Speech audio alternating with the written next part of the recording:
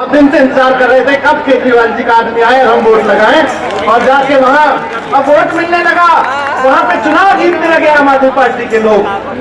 इसरार की ताकत को रोकने का कानून नहीं है, वो इस बात को रोकने का भी कानून है कि केजरीवाल जी का जो मॉडल है गवर्नेंस का, वो गुजरात में आगे ना बढ़ पाए, वो उत्तराखंड में रोकना चाहते हैं। ये चाहते हैं कि बिजली महंगी होती रहे, पानी महंगा होता रहे, स्कूल महंगे होते रहे। जोश से भरे हुए साथियों, आज फिर हम वापस जंतर मंतर पर आ गए हैं और जंतर मंतर से ही ताकत लेके गए थे। 2013 में पार्टी बना के दिल्ली में एजुकेशन पे काम करना शुरू किया, स्वास्थ्य पे काम करना शुरू किया, बिजली पानी पे काम करना शुरू किया। आपसे ताकत नहीं, इस जंतर मंतर की मिट्टी से ताकत मिलती है, लेकिन इस ताकत को लेके जो काम करना शुरू किया, भारतीय जनता पार्टी उस ताकत से डर रही है, क्योंकि वो ताकत अब दिल्ली की ताकत नहीं बची। आज जब आम आदमी पार्टी के कार्यकर्ता यहां से एक विधायक गुलाब सिंह के नेतृत्व में कई और साथी गुजरात में जाके जब चुनाव प्रचार करते हैं और ये कहते हैं देखो दिल्ली में इतना शानदार काम हो रहा है, तो गुजरात के लोग भी उस पर यकीन करते हैं और एक उम्मीद जागती है गुजरात के लोगों में कि भारतीय जनता पार्टी इतने दिनों से जो ड्रामा कर रही है लोकतंत्र का, डेवलपमेंट का, उसकी जगह अब हमको केजरीवाल मॉडल चाहिए। और सूरत के लोग आके वोट लगा देते हैं कि हमको भी केजरीवाल मॉडल चाहिए।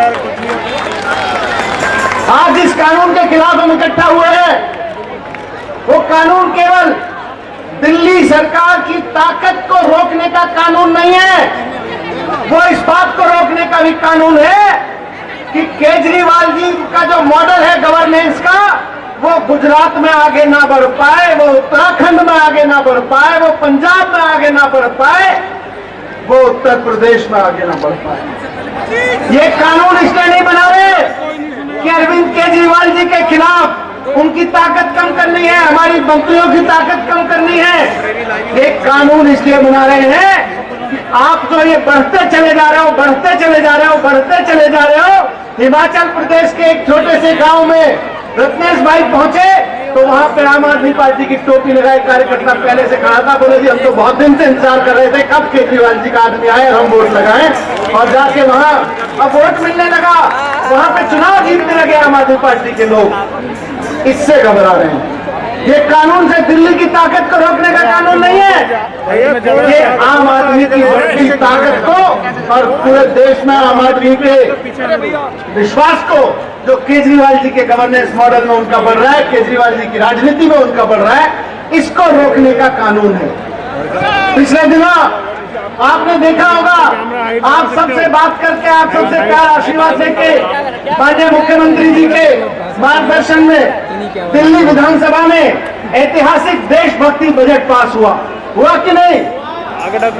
ये कानून उस देशभक्ति बजट के खिलाफ है। भारतीय जनता पार्टी जो कानून लेके आ रही है वो देशभक्ति के खिलाफ।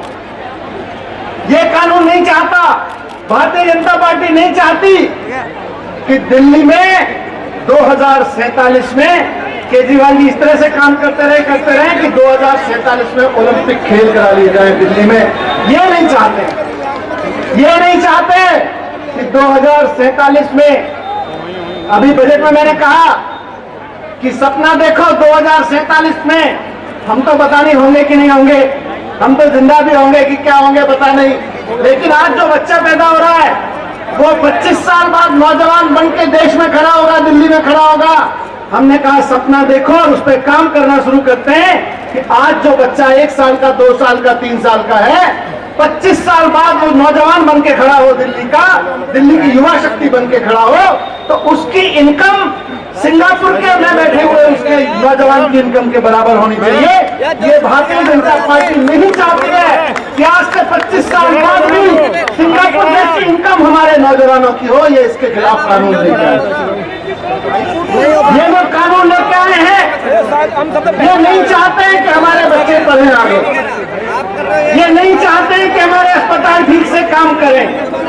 जो महिलाओं के लिए आज इतने साल हो गए, 75 साल हो गए देश की आजादी, 75 साल में महिलाओं को अलग से मोहल्ला क्लिनिक बनाने का कहीं नहीं सोचा गया, कोई प्राइमरी हेल्थ सेंटर बनाने का नहीं सोचा गया। केजरीवाल जी सोचते हैं कि महिलाओं के लिए अलग से मोहल्ला क्लिनिक बनाए जाए।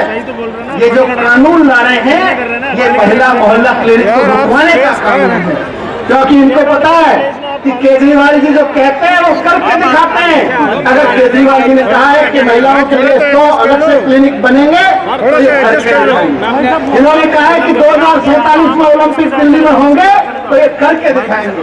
इन्होंने कहा है कि 2047 में हर एक नौजवान की आय उसकी इनकम सिंगापुर के नौजवान के इनकम के बराबर होनी चाहिए, तो ये करके दिखाएंगे।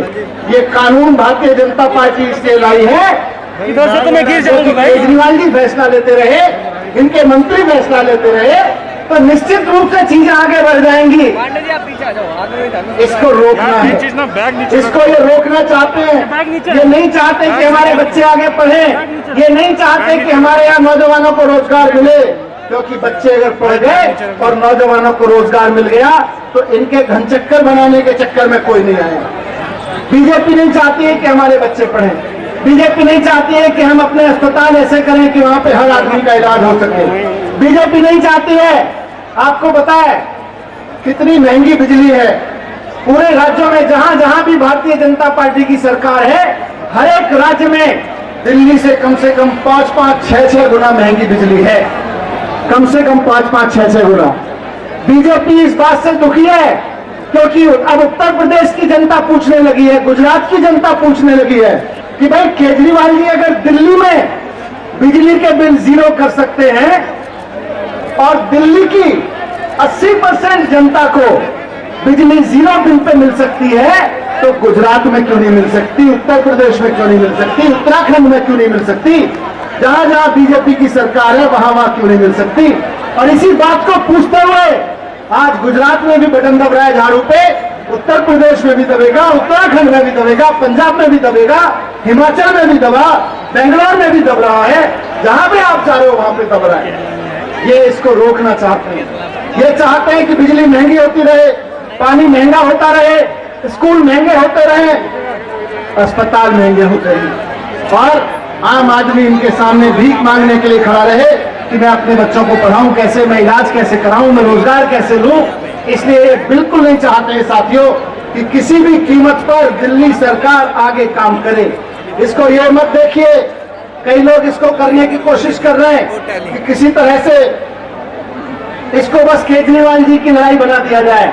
ये लड़ाई केजरीवाल जी की नहीं है, ये आम दिल्ली वाले की लड़ाई है, ये आम हिंदुस्तानी की लड़ाई है। आम हिंदुस्तानी के हाथ कमजोर किए जा रहे हैं कि जब वो बटन दबा के आए वोट पे, वो सरकार चुन के आए, तो उसकी चुनी हुई सरकार कुछ ना कर सके और एलजी साहब 6-6 महीने तक फाइल लेके बैठे रहे। ये इसके लिए किए जा रहे हैं। तो मैं आप सबके सामने यही रख रहे हैं।